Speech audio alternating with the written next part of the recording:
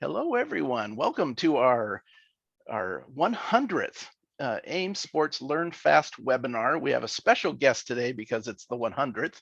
So we have Emiliano from the home ship there in Italy that is going to come in here and chat with us about Race Studio 3 analysis. We've been doing regular updates on some of the different things that have been happening with the beta software and chatting about it and giving you some updates on bug fixes and new functionality and some stuff we're thinking about that Emiliano and his team are thinking about.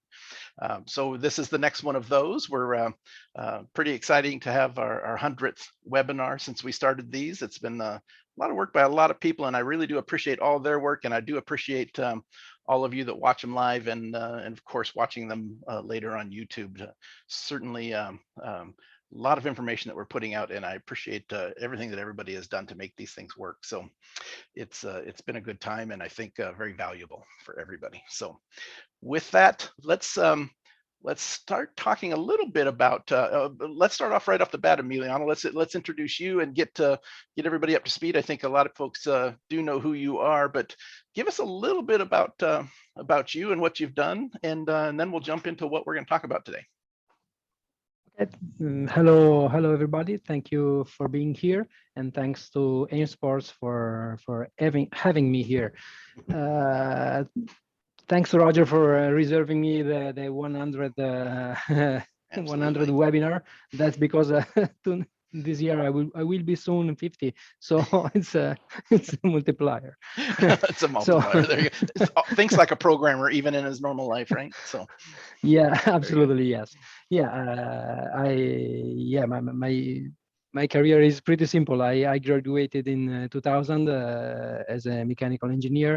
I worked on a simulator for the Toyota Prius powertrain. Then I started just the day after I started as a developer for AIM. I started in 2000, and then I developed a lot of stuff for AIM. My passion has always been not soccer as an Italian guy, but motorsports, and so here I am. And and Jeff has asked a question, and John's got a couple as well, but Jeff will be the one I wanted to actually hit next, which is we're going to talk about some different things. I'll just bring up this slide to begin with. But when will people be able to get the beta version that what we're going to be talking about right now? My plan is 3-4 days from now. It's almost ready, but it's not complete. So I would like to finish it to finish what planned before releasing it. That's the plan. Perfect. So as you're and you can see it here, but we'll see it in some better slides. When you open up your Race Studio 3 beta analysis, always be looking up into this upper corner when that little cloud has that little down arrow there. The new version will be available for everybody to download. So look for it in 4 or 5 days from what Emiliano was saying. Okay. Perfect. What our process today, just so everybody knows, is we're going to go through the presentation. We're going to talk about some of the changes, log sheets being the first one we got the slide up on right now. We're going to talk about some of the fixes, some of the changes, some of the feedback that Emiliano's got, some of the different things they're doing in the background. And then we're going to jump out of that. We're going to go to Emiliano's computer, and we're actually going to work inside of Race Studio 3, the new beta version, and take your questions about different things. And Emiliano's going to talk in more depth about some of the stuff we're going to show right now. So with that said, Emiliano, go ahead and take over. I'll run the presentation. You talk about what's up on the screen, and we'll go from there. Okay, that's as a starting point, a new feature that we introduced, that we will be introducing very soon. It's the log sheets. We started for the junior dragsters. That's a motorsport type that in which we already had a software managing some log sheets. It was the drag analyzer and then the QMan software, and we placed them back here in Race Studio 3 analysis. Basically, in the log sheets, we let the user insert some values bound to every session, values that can be related to vehicle performance, to the vehicle setup, to the environment, and to weather. Just as an example of vehicle performance, we in the junior dragsters and in the other types of dragsters, we manage the performance on the strip. So the timing at 60 feet, 330 feet, 660 feet, and so on up to the quarter mile. We manage at the measuring point, at the peak point. We measure, we log speed, the vehicle speeds. And as an example for the setup, for the junior dragsters, they tune before starting. They tune the carburetor. So we log with our devices. We log the temperatures from the exhaust and from the cylinder head, and this is, by the way, a log that the device and the system makes automatically. It's not bound to what the user insert. They can go correcting it. Anyway, we can log something bound to the environment, for example, asphalt temperature if it's needed, and we log bound to the sessions the weather information. Weather information that are a little bit changed, but we will see it just in a few minutes. You can you move into the next slide, please? I will. Let me cover. Ian had a question there just while we're Okay. here. We could have hit it No later, problem. but is all data manually entered or some auto filled from the session? It's a little bit of both, right? It's both, yes. Some is auto-filled from session data. The one we can compute are automatically inserted. For example, for another type of motorsports, we could add. We could be adding top speed, and top speed as it is a measure we manage normally. We can do the computation automatically for the users, but for others, other types of logs, say for example ballast, we cannot know. Our system cannot know which is the amount of ballast a team is using. So the race to the tree user need to input those values by hand. Perfect. And we'll open one up here in the live data, which is have a bigger screen capture for us to see a little bit more, and we'll talk more about the depth. But I find that the performance stuff, obviously, but the setup is where a lot of the guys that are listening to us today with that are focused maybe a little bit more in road racing, they want to know ride heights and cross weights, and then being able to bring that across to the next one and just tweak those numbers and use that in those kind of interesting ways. So we'll talk more about that when we get into the live data. One place where they will be able to use the information they input is math channels. So exactly. they can create math channels using those values, just picking session by session, which will make that much easier. Okay, let's go to the next slide. New buttons. Okay, yeah, that's a very quick slide. We changed some the aesthetic of our buttons upon requests from users.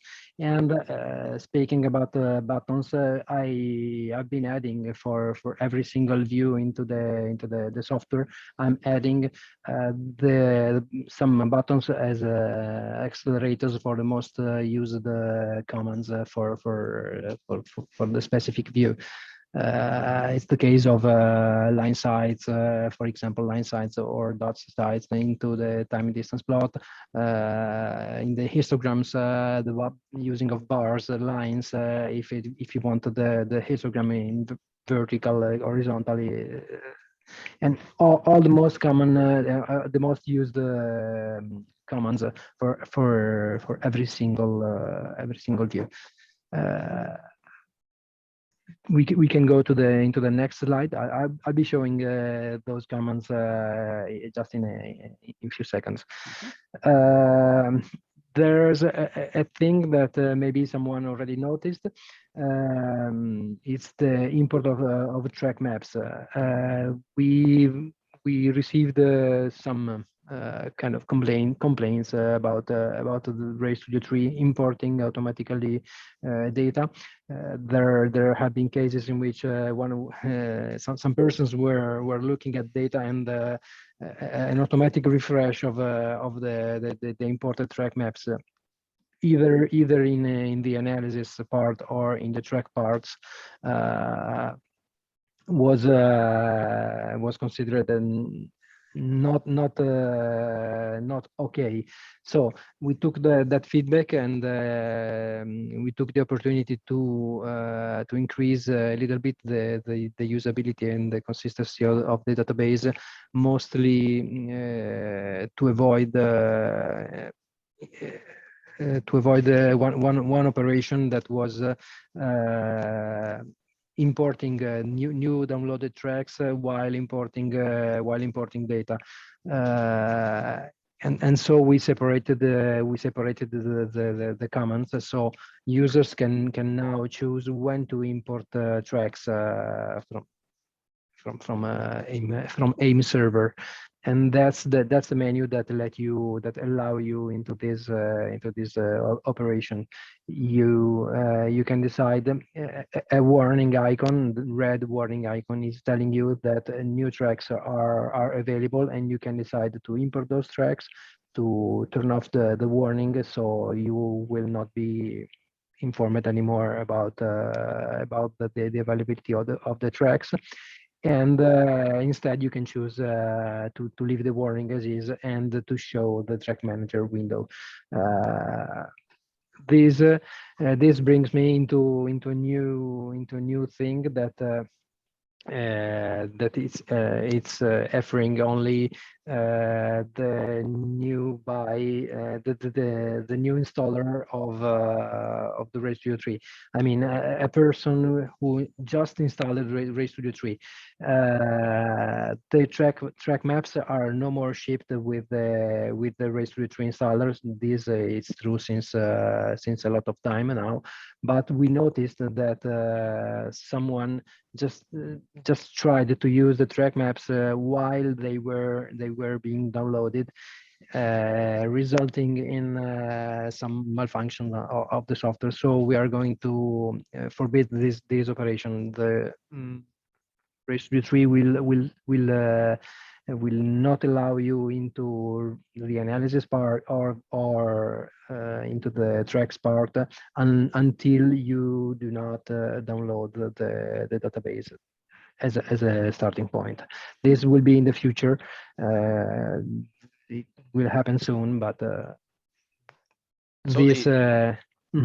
So the two things that I'd like to add here, just from a usability standpoint, if you're loading Ray Studio 3 on your computer, and the very first time you have it connected to the internet while Ray Studio 3 is on that PC, it's going to be downloading the full database, the whole database. Yes. Yeah, it's a good thing to do, and then just let her rip and let it go. And then the second time that whenever there's updates, whenever you see this 1 or 25 or whatever the number happens to be, that means it's already been downloaded to your computer. It's just waiting for you to tell it to go ahead and import into the software. So there's a distinction there. It's not saying that, hey, you're going to click this button, it's going to take a while because it's got to go download them. They're already on your PC. It's just saying, when do you want to add them? So just everybody, as long as they understand that, I think that'll keep everybody clean. Okay, you ready to go to the next slide? Yes, please. Okay, we are introducing in the next beta version a number of fixes in the split reports. We had several feedbacks telling us that it was kind of buggy because there were randomly appeared some blank fields with within the split reports, and they were all bound to a crossing of a split line that was not completely managed. We fixed. I can say all the feedbacks. So I think 99% of the issues of any possible issues within the split reports, and I can say that now they look better than before. Okay. And as I mentioned to Emiliano before we started, once I installed this software, I had a number of files that had broken split data that had created bad splits, and every one of them was fixed for me. So I think if you've been running into this problem, you with the new version, you're going to have your split reports back and working consistently well. Yep. Okay. This is a new thing we are introducing. Right now with the software as is, you can customize you can customize your split sequences. I mean, the split sequence that creates that gives you the split report. You can drag and drop line markers. You can add or remove splits, and you can save all of them into split sequences of your own. We are adding the possibility to default to create a split sequence starting from the splits into the track maps. So you will be having a split report that's exactly based on the splits on the device. That's for a better matching of the information you see in the analysis with what the device is telling you, and you can using a new window that will be introduced. You can move with an open session in the analysis. You can move between one sequence to another one. Just chatting with Roger, he told me, Roger, you told me that you normally modify the split sequence without keeping tracks of so many of them. But in my experience, it can be good. I noticed speaking with people working in the go-karts that and persons who normally manage vehicles up to 7-8 vehicles of different categories, of different types. One is a 60 cc to another one who's a 100 cc. So he needs to divide the split sequences differently, vehicle by vehicle, and the possibility to switch from one to another one very quickly is good for him. So I imagine that this thing could be a good thing for many of our users. Yeah, even just last week, Chloe Laren mentioned the Road America data that she was giving us an idea of how that she did her data analysis. She needed to change the track map because of a higher powered bike. So yeah, splits need to be changed. Kind of answering the question that, and we'll chat about it a little more in the live data, Jeff. Like to get clarification on how track names and track renaming of the log sessions will be handled, especially for tracks that are running multiple configs and directions. Maybe we can chat about that, or save that for an even a more in-depth session if we don't have that time. For track directions, clockwise or counterclockwise, we fixed the bug, but I can anticipate this information of some slides. Perfect. We fixed the bug for which the Ray Studio 3 was not identifying was not correctly identifying the track when it was raised in the opposite direction. So if you have a track that's clockwise and you raise counterclockwise, the race to tree is not was not working. Okay, now it's adding a new track automatically, a new custom track, a new user track with the correct direction, and it's showing data, I think, properly. Perfect. Perfect. We do have quite a few questions, and I just want to, before we go to the next slide, I just want to make sure everybody knows I'm gonna try to fit all those in. John, I've got a couple of answers directly for you. I see a couple of questions there, and there was one that I'll hit on as I go to the next slide. There was a discussion of whether or not these setups, the setup sheet you were showing, are we going to be able to import and export those and share those to a teammate or something? Is that something that might be doable? Yes, it's not possible now, but it will. It's rather easy for me to save them. Interesting question. I hadn't thought about that myself, so that might be fun to think about. Yeah. Okay. There's your next slide. Okay.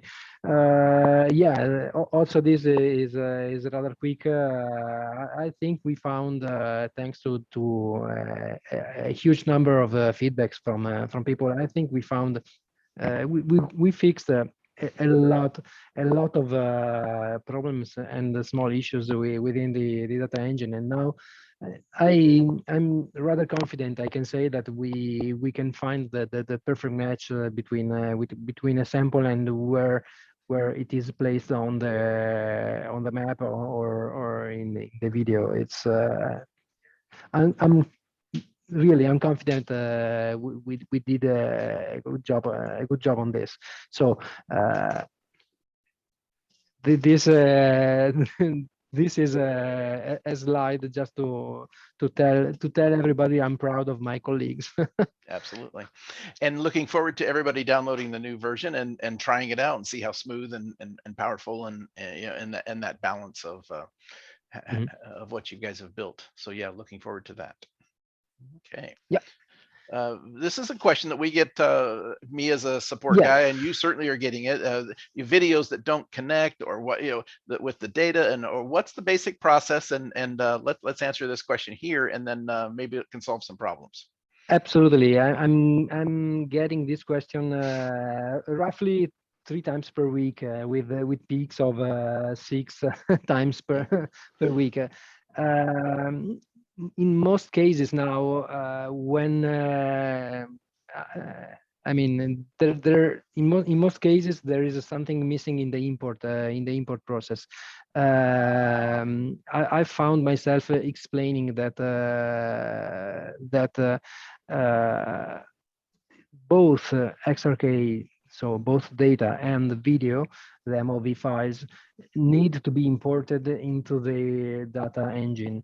I have people telling me I placed my videos in the same folder where the XRK are, and Rescue Tree is not showing videos. Just one step is missing. Import those videos in the Race to U3. This is, I think, the main reason for which I answer. So I need to understand if the process we need is not that straightforward. If we missed something telling how to do it before, I just need to know. I try to tell it once again. I mean, it's no problem for me answering emails for sure, absolutely. It's just to understand where we are. Maybe we need something different in our user interface, just to make it more clear, or maybe we need to change something else. Just I'm just acting, showing you a new slides in which we explain how to, just to understand where we are.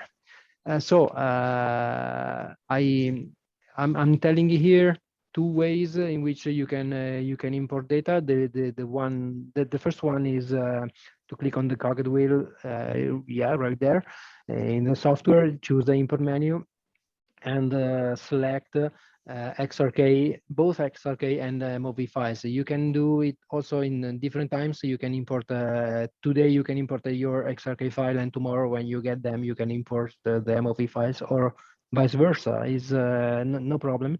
But both Once must be imported. Yeah, both must be imported. Once you import the second one, the Ray Studio 3 data engine is doing the magic for you. They can match. We still have some feedbacks on data and video not matching, and the case is when data are recorded using a memory module. That's because the memory module is missing one information. I think that our firmware colleagues already fixed it, but I'm not sure right now. I think they did, and if they didn't, I think it's on the way. The fix in the memory module firmware.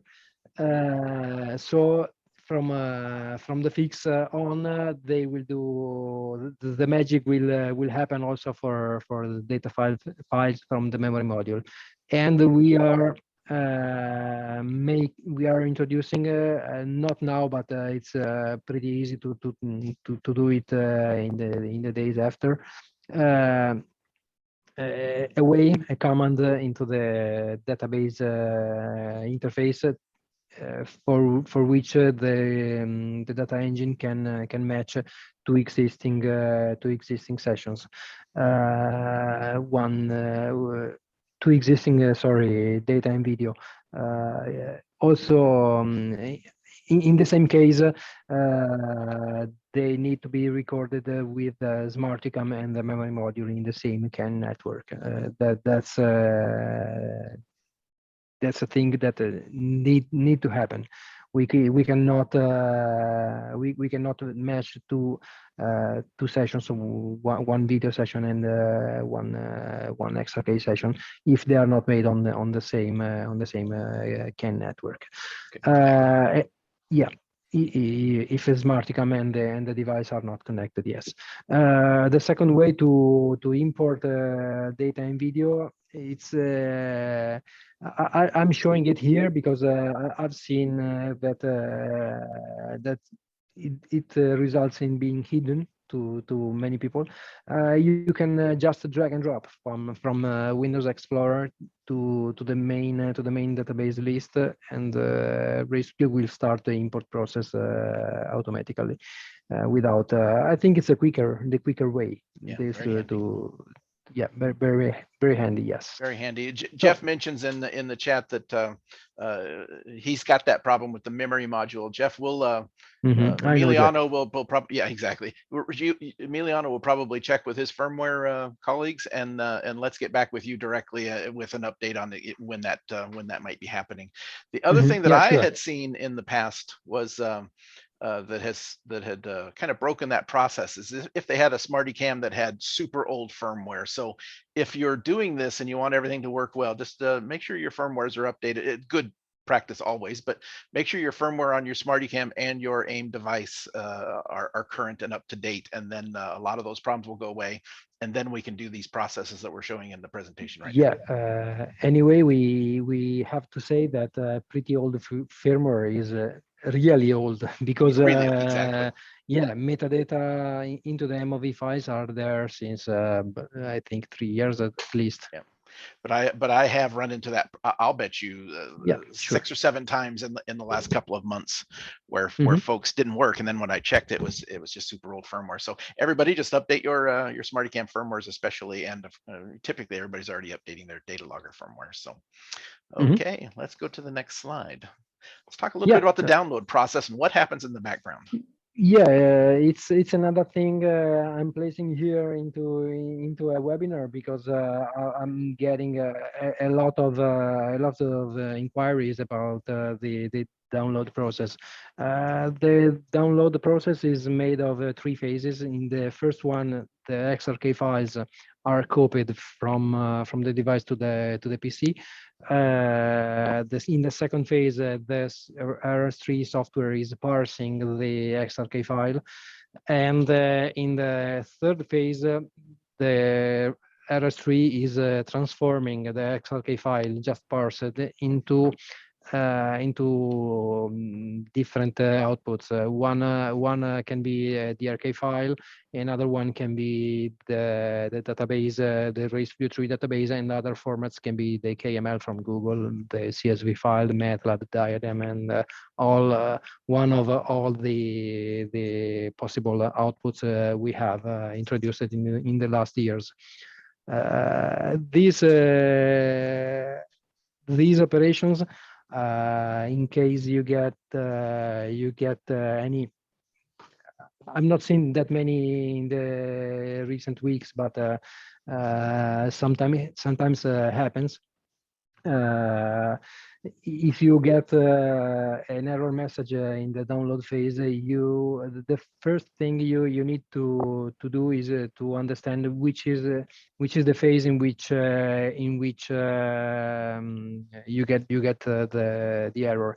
If the ResQ 3 tells you that the download stopped during the download phase, for sure it can be a communication issue. If it tells you that the problem is during the parsing of the file, you have the file on your PC, and for any reasons the ResView3 was not able to parse them, was not able to understand something that's inside the XRK file.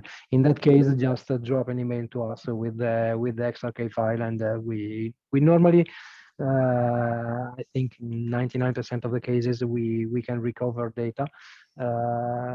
And instead, if it happens in the third phase, very likely there's a bug into the ResView3, and again we can recover all the data without any problem for our customers. No problem.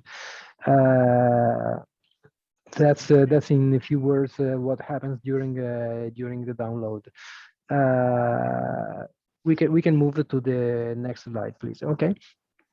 Oh, this is another feature we are getting asked the question a lot. How to zoom? Here in truly in few words, but I'll be showing you in using the live software in just few seconds. You can use to do the zoom. You can use your keyboard with the up and down arrow keys on the keyboard. You can use the mouse wheel. This to do a generic zoom in or zoom out, basing the center of the zoom on the cursor position. You can zoom to a split. Just double click on the split marker on the time distance plot, and you will be zoomed in exactly exactly to the split. To go back to the whole session, you can double click the split marker again, and you will be back to the whole session. In case you double click the very first split or the very last split, you are prompted the zoom on the whole straight line, just to see the whole straight line as a whole. We can zoom on an interval exactly like RayStudio 2 did. Just click the lens icon and go selecting the zoom interval in the time distance plot. Or another thing I'm getting asked very often is the zoom pen to get the zoom to the whole session. If you notice in the time distance plot, there's a zoom pen button. this behaves into different way. When you are in snap-on mode, it zooms to a complete lap. If you are in snap-off, it zooms to the whole session, and this can be very handy to zoom out and see trends in data, maybe. I think this is the biggest change that I have that has changed the way that I'm analyzing data, is this ability to zoom to a segment and zoom back out by clicking on the colored bar across the top. This is ingenious, and I think it will, once everybody understands it fully, I think it's going to be very, very good. This one down here that you were talking about, where it zooms to the full lap or zooms to the full session, depending on where Snap is, that is just a basic change in how Ray Studio 3 kind of worked, and it's just not really, but it's going to just take a little bit of getting used to. But I think it also is intuitive, and it's the right thing to do. So, okay. Let's jump to just a couple of slides here, and then we're going to jump into some live data, other fixes that you have done, maybe a little behind the scenes. We addressed some fixes to the Ray Studio 3. One is the long time closing. It happened to users to click the close button, and having Ray Studio 3 taking maybe 30 seconds, 50 seconds to close. And I think it's okay now. We had some issues with the time zones. All our tracks downloaded from our server feature time zone information and DST information for the next I think 5 years. And they are sent to the devices in order for the devices to get to always have the possibility to save data with the correct date and time. There was a bug for which when you created a user track, the DST and time zone information was not correctly saved into the track file, and possibly having the device misbehave. We fixed it, so from now on it should be okay. I added, but I'm gonna show you this in just in a second. I added some computed information to the information already available from the weather web service that we use. We made a little bit of improvements. We took out some computation while computing the track maps, the coordinates of the track maps. And I think it made the maps a little bit quicker when you load a lot of data. And reverse tracks are now correctly managed, as I told you just a few seconds ago. We can move to the next slide just to. I want to hit on. I'm just going to add a little bit to the second bullet item, just for a second. For those of you that happen to maybe race or use your track car or whatever in multiple time zones, this is a huge time saving, just a hassle saving thing. If you were to always race like I would here in one time zone, that little change there was probably not a huge deal. But boy, if you're moving around and you load a track from another time zone, all your clocks are set where you're getting all that correct information. That's a big deal for those of you that are traveling around a little bit, or maybe running in a track in a different time zone. So I just wanted to say thank you for that one, because that one is actually a big deal. Okay, most requested items coming up, I suppose. Yeah, they are coming. They will be coming with not with this one, but with the next beta version. I just placed it here because I'm receiving a lot of feedbacks upon these. The need to sort and hide channels, and the need to manage to properly manage comments inside the sessions. I will be taking this very seriously just in few days. So just to know, it's I acknowledge it's a big need.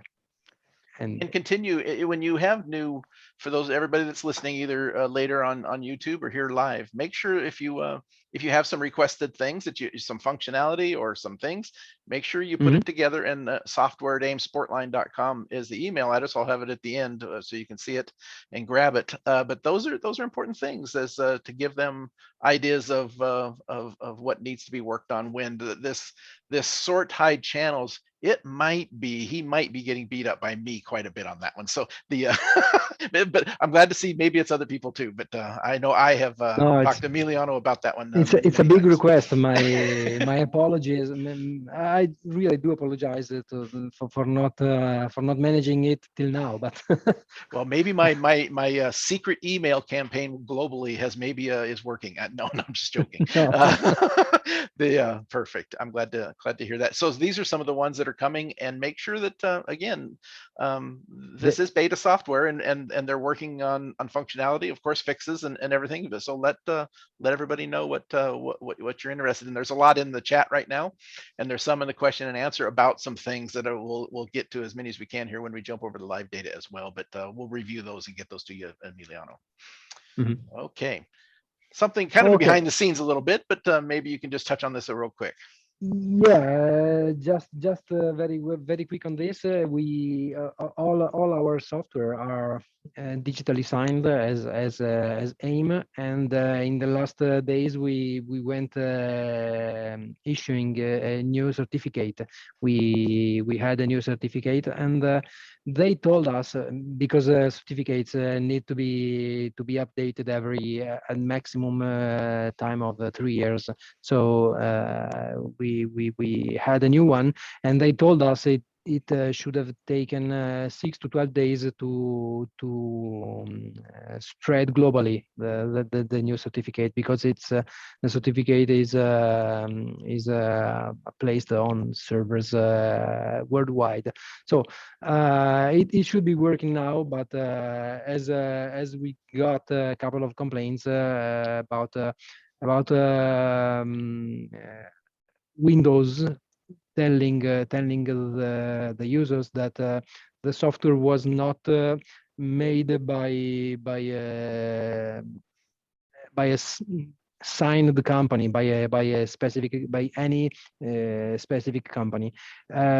All our software are digitally signed, and you can verify the signature right in this way. Just right click, select properties, and go into the digital signature page. Select the row that tells you that the software is from AIM, and view the certificate. The validity is fully functional. One of the person who gave me this feedback is myself, because I have a laptop with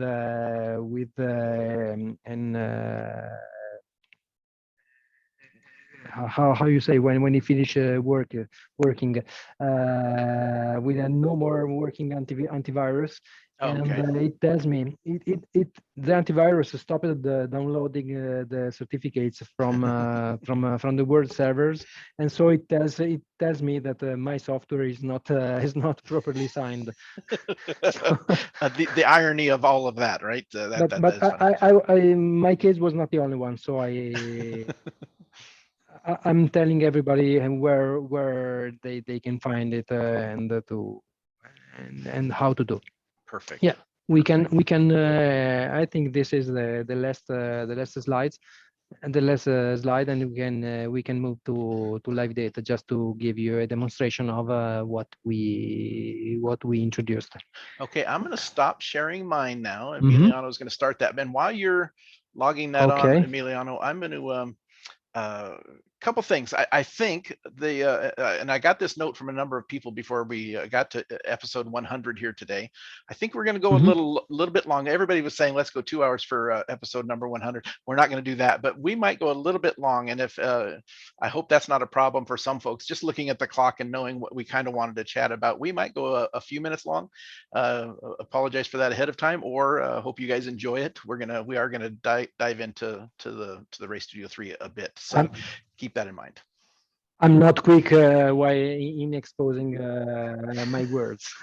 So, that is okay. And gotta be quicker. So everybody keep that in mind. We might go just a little bit long. And then I want a couple things, since you have it open, a couple things a couple questions I'd like to get out of the way before you actually jump in that we may not have talked about. Upcoming Race Studio 3 beta updates. Where are we at with math channels and the fixes on that? I don't think you were going to talk about that as something that's done right now. Okay, we added the possibility to import math channels from the Race Studio 2 software. So it will be in this possibility, and I think we fixed a couple of bugs that we were feedbacked about. One, for example, is the frequency that was that featured a maximum of 10 hertz. We can go higher now, and we can import from the old Race Studio 2 analysis software. So in case you have let me ask a question about that, because I had never chatted with you about this. But so you're talking about an import from Race Studio 2 math channels. Are we going to be able to take a Race Studio 2 AMC file and bring it over, and it will convert it to total? I've had a lot of people that, John Block has, Ray Phillips, both have just miles of math channels. They are going to be tickled to hear what you just said. Yeah, absolutely. It will be converted into the new format, nice. And I think so. We've had a good number of feedbacks as well from very advanced users with a lot of math channels, and I think we fitted in the new import for most of the cases, and so. Perfect. A couple more, just as let's get some of these knocked out, these questions. Tice asked pretty early on, there was is it a bug? There was some, when I would bring up two, sometimes I'd open up a data file and I would get a blank or an open video window alongside of a working video window. Was that a bug, and is that fixed in this latest version? We had a couple of cases in which it was not a bug, but the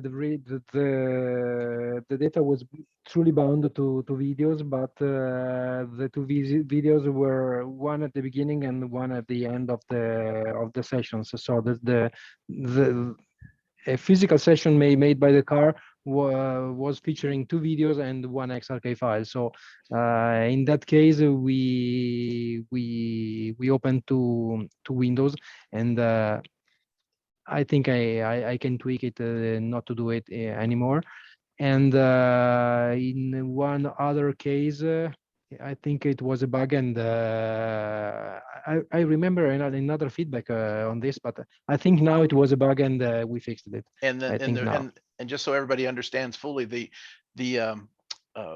video files on the SD cards, they can only be 4 gigabytes, right? And I think that's a formatting thing. It's not an AIM thing. It's a card operating system thing. So what happens is when a video gets so large, the SmartyCam stops it, starts another one. So you end up with 2 MOV files. So it's and it's not something we can fix. We just have to work around it inside the software so we don't have that happen. Is that a good explanation of why that happens? Yeah, this can be a good explanation. Another explanation can be the fact that the SmartCam and the devices can be programmed into having 2 different start and stop recording strategies. Okay, gotcha. So So maybe you set the Smarticam to stop recording after say 15 minutes. I can't remember how long you can go after the end of the session. Say it's 5 minutes after the end of the session, and within those 5 minutes you start again. So the Smarticam will keep 2 sessions with one MOV file while you have to XRK file with data, and vice versa. There can be combination of these two logging strategies that have you that give you 2 MOV files for one single XRK file. The probably a very common one will be you've got your logger come in, your endurance racing, you come into a pit stop, you let the car run, the data logger continues to gather, but you've got your Smarticam set up to only gather video when you're above 20 miles an hour or something. So you'll end up with 2 video files. That's a great example of when this might happen as well. Okay. Yeah. A couple ones before, again, I just want to clear some of these out. John Barnum talks about some specifics, and then just basically talks about he's looking for some help. John, let's you and I, let's talk together, but I'm going to tell you some of your emails that you sent to me were a big part of our next 8 videos that we're going to talk about. I'm sorry, next 8 webinars where it is data analysis specific. We're going to jump in and we're going to talk about the stuff that you're struggling with. You're not the only one, obviously, where okay, I know how to push a button. I know how to do X, Y, and Z, because we've talked a lot about functionality here. But how do I analyze the data? The next 8 webinars that we're going to do are going to be focused on actual data analysis. You and I, let's get JD together with the 3 of us on a Zoom, and let's get you up to a basic area where those webinars will work for you. So I think Jeff, we talked a little bit about Jeff's track names a little bit.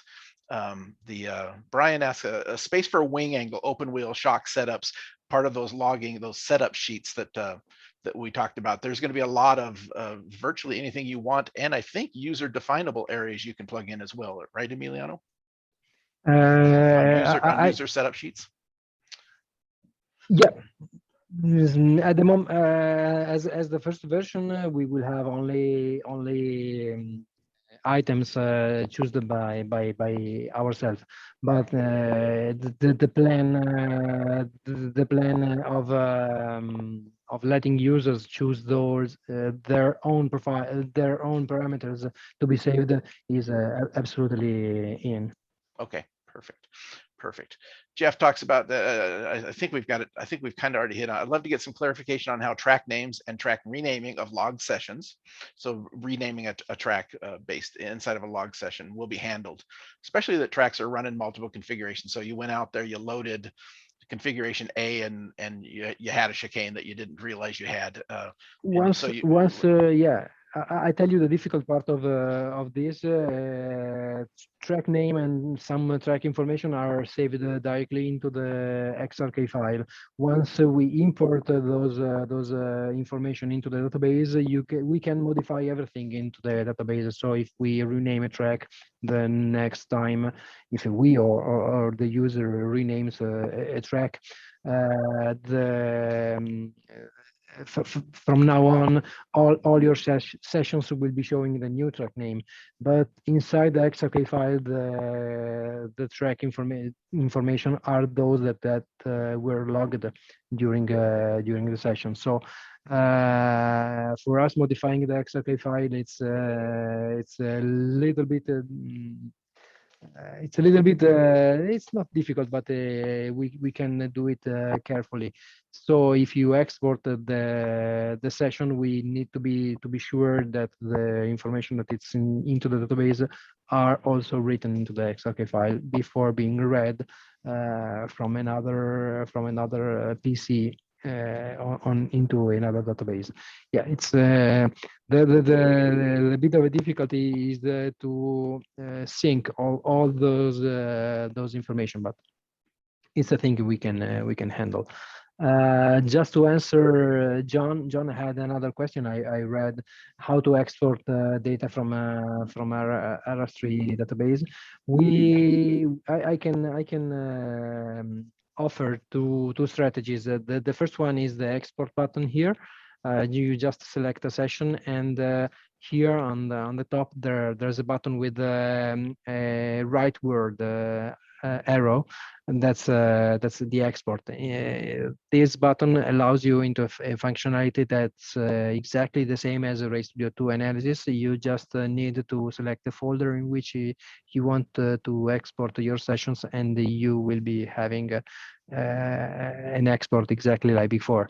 Another strategy I can offer, if you select say these sessions that features a DRK, an XRK file and an MOV file.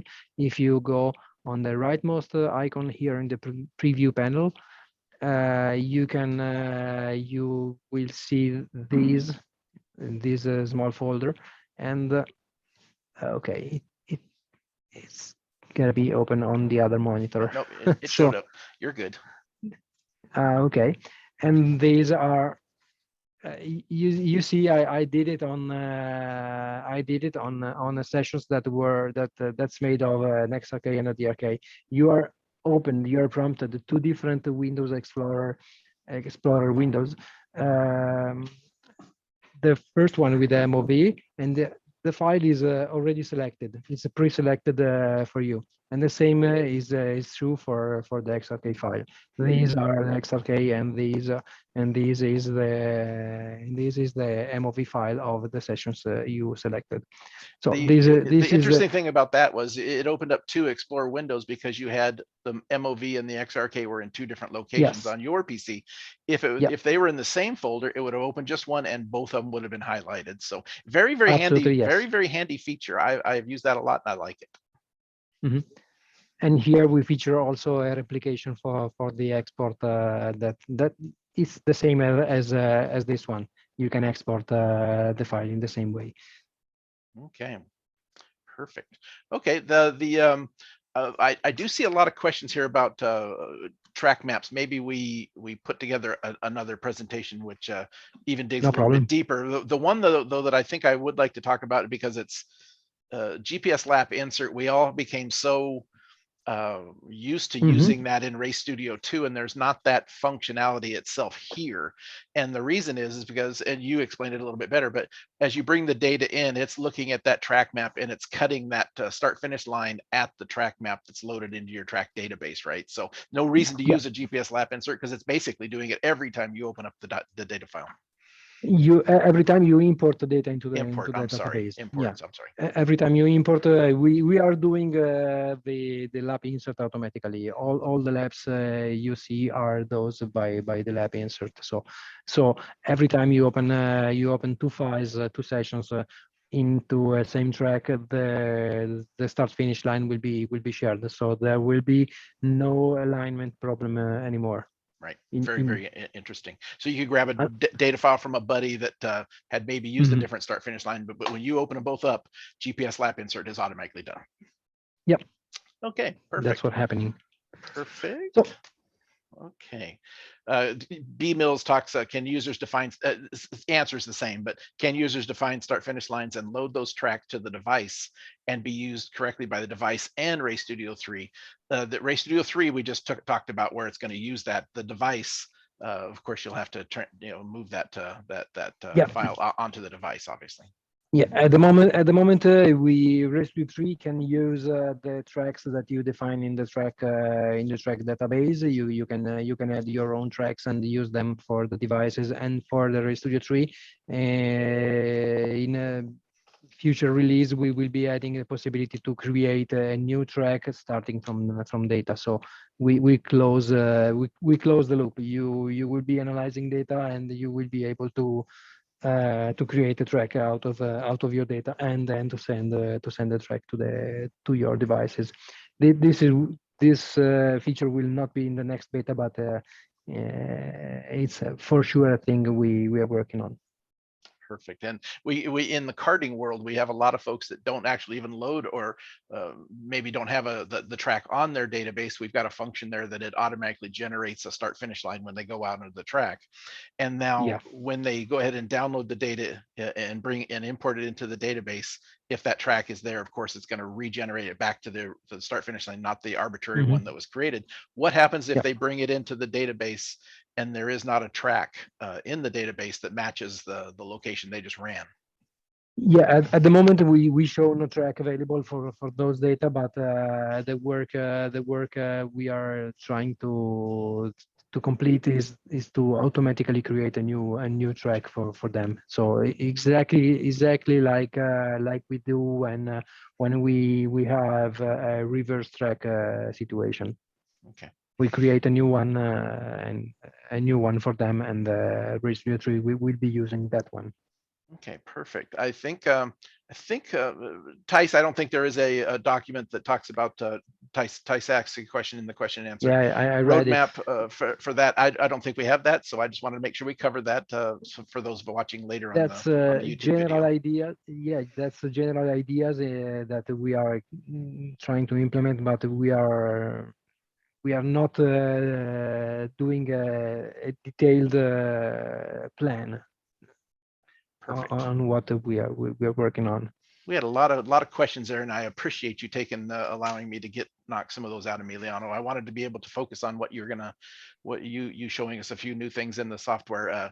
If you could do maybe 10 minutes or so, and then No problem. we'll tidy it up. So go ahead. No problem. Just wanted to show. I opened some data from some junior directors, and this just to show the log sheets how it is. Here we have the general information of the run, drive gear teeth number and the driven gear teeth. These are the performances logs. Some of them are automatically computed by us. Some in this case the run performance is completely entered by users. While you move here on the left list, you can see what's interesting here on the right in the right part. The same is valid for all settings information. As soon as you move here, you can see the item. It's on the right part. It's kind of a reminder of the item you're hovering the mouse to. Is the exhaust, the cylinder head, or the whole vehicle? The whole vehicle. Here we have weather information. This is because it's all zeros because it's a session I imported a while ago. Anyway, in case you go here, you just click the button here. You just click get from server, and you can copy those information into the session. I do not copy them automatically because just in this case, suppose you entered suppose you do not want what you got from the server, and you want to enter your value. So in this case, if I should I copy the information coming from the server automatically, I would I would delete the information you entered, and this is not good according to me. In this window, we can see what I told previously, and that is the information that I've been adding into the weather information. What we get from the web service is temperature, humidity, barometer, wind speed, and wind directions. What I've been adding is the correct air factor, density, altitude, air density ratio, and dew point. All these I got all of these from some manuals I found.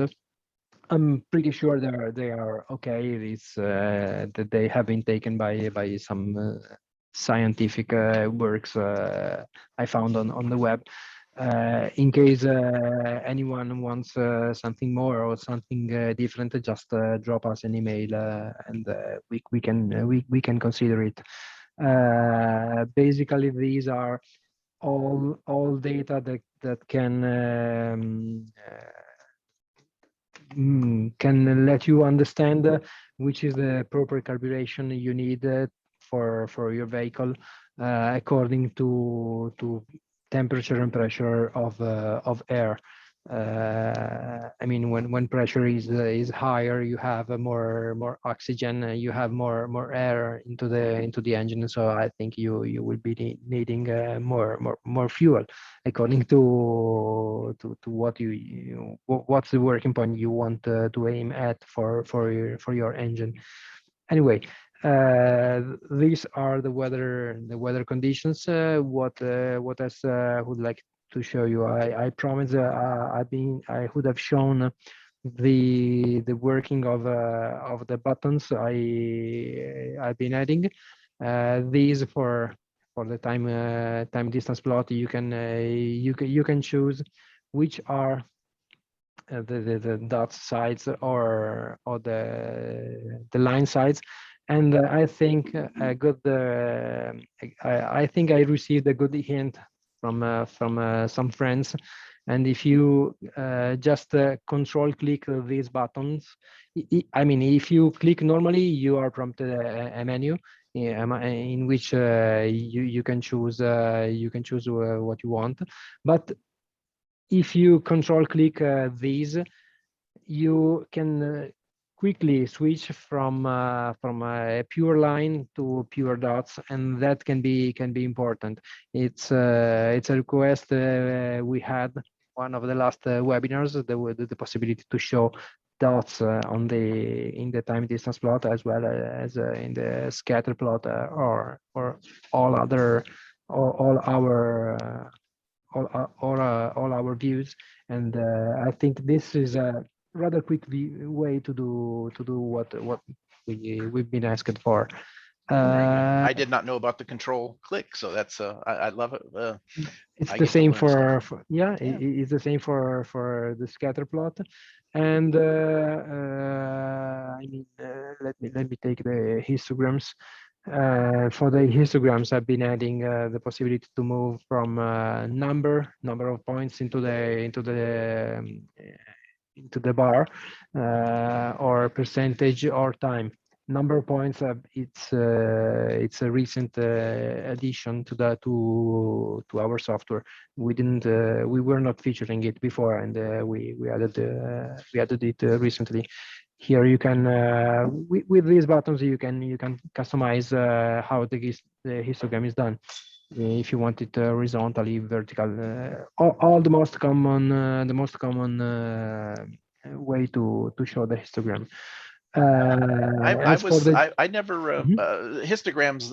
They've always been bars to me, and switching to just the line work, I didn't think I would like that, and I think that's now my favorite way of looking at histograms. I thought I would add that. Anybody else try that a little bit and see if see how that works for you? I like that. This one? Yes, I like the lines. Yeah, to me lines are useful when you look at several labs, because if you stay with bars, it becomes very busy. Can be it's busy, can be confusing, and while with lines you can see the trends very easily. So it's my preferred as well. But I cannot decide for all our customers. Absolutely. So this is okay. What else? That data video import? No, I think we are okay with what I showed. Okay, I have one thing on the channels report. I realized recently that the channels you choose for the channels report are not saved with the profiles. Oh. They are saved in a different places. So if in case you want more than a channels report, they all will be sharing the information. I will be addressing this very soon. It's not in the current beta because I didn't realize it on time, but I will be addressing it truly soon. The zooming function here. I was just going to say, let's go touch on that, especially that segment, and then picking the end segments and showing exactly how that works. Okay, let me switch to one only lap, that's because it's easier to see. If you double click on a segment, you will be zoomed into right that segment. Just double click it, and it will go back to the whole session. As I told you, you can also use the zoom pen button to be brought back to the whole lap. In case you are in a snap off, like I did it right now, the zoom pen will be showing you the entire session on the time distance plot. And when you switch to snap on again, you will be moved into a complete lap again. And as I told you before, if you double click the first or the last split, you will be shown the whole straight line together. That's because the straight line is run entirely, and it's not run half by half. Typically, we break our straightaways in the middle with our main straightaway with a start-finish line. So this gets Yeah. gets you as a user the ability to analyze that entire straightaway very, very quickly. That is a brilliant change there. You can add laps and have all the laps showing the straight lines. So in this case, the straight line is very, very short, but yeah. I have a question there though. What if if we had we had adjusted our maps or whatever, and we had taken your what's marked right now as segment number 24 as a green straightaway? What if we had made that a red segment so it thinks it's a corner? Would it still do the first No, and last? it's not supposed to do. It's supposed to, only if they're greens is what it's supposed to do. Yeah, it's doing it right now, but it shouldn't do it. Okay. Yeah, anyway, I would be okay if it still did it, just knowing that it's going on each side of the start finish line and doing both, as long as we just know, right? Yeah. Okay, I like that. And then adjusting a segment real quickly, you can just grab that upper edge and just shorten up or lengthen 12 and have your data below in order to see your acceleration and deceleration zones with your speed trace. Very very helpful and very handy. You can merge the split with the previous one or with the following one, or you can merge with both sides. And yeah, and once you do a modification of this kind to a split, it gets automatically saved, and you can also, at the moment it's menu. It will become the window that the little window that I've been showing you.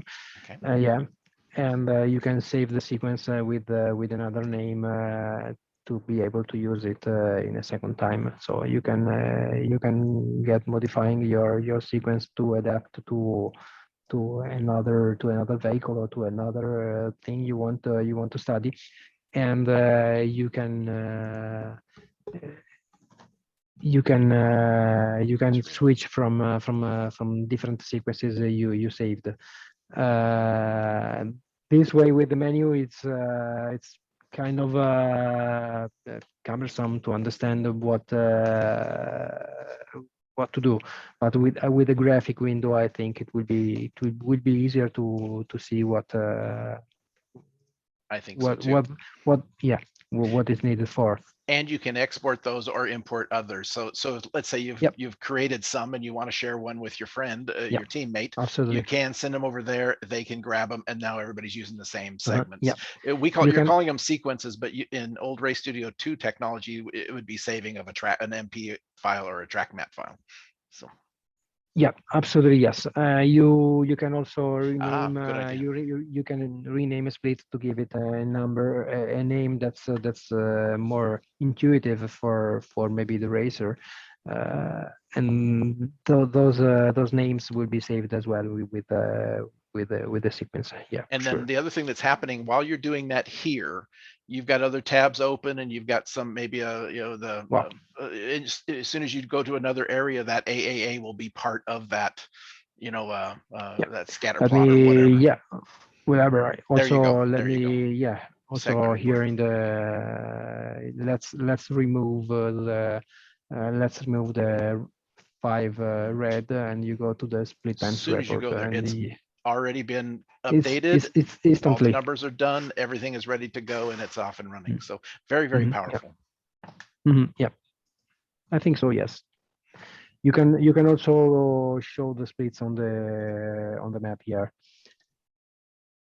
and they get modified with if I remove merge with the next split, you see the here is disappearing. Yes, and the same is doing it everywhere the map is shown, or the splits are shown.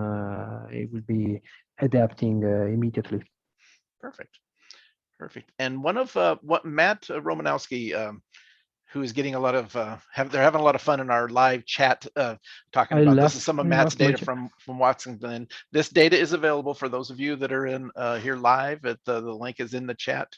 Those of you watching this on YouTube later, as soon as we get this up within an hour or two of it being live, you'll have the links where you can have some more sample data to download and work with if you don't have some of your own yet. This data file will be available with the video and of course the data from a link. Yeah. So but one of Matt's favorite things he likes is that laps button in the upper right corner. Being able to click on that, it's kind of just sitting up there in that upper corner where you can say, okay, I want to show just my best lap, or I want to go ahead and open up all of my laps. So go ahead and click on that laps button up there. That's one of the things that Matt uses a lot. Matt's been using this data, Ray Studio 3, as a production data guy in a couple of series for the last couple of months. So he's found a couple things that have really worked for him. That laps button is one that is one he has liked. One thing I've just been asked is to have the possibility to say choose my best 3 laps or my best 5 laps, and I think I'm going to add it rather soon. We're just a couple minutes away from ending. I appreciate everybody staying a little bit long. I know some of you it's your lunch break, so I appreciate you hanging with us for going long. The other thing that I'd like to mention, just because you just did it, right? You're showing 5 or 6 laps that you've got showing in the left edge, and in the channels measures graph over here. Then you've got but only 2 set of channel tags and only 2 videos. What why is that a difference in Ray Studio 2, and what are my options there? We added this possibility to show only 2 laps in order to avoid any possible confusion in the screens. We can you can simply choose which are the 2 laps that are shown here. Just clicking this, this one with the red eye is a reference slice, and the other one is the second reference. These 2 labs are the only that are shown.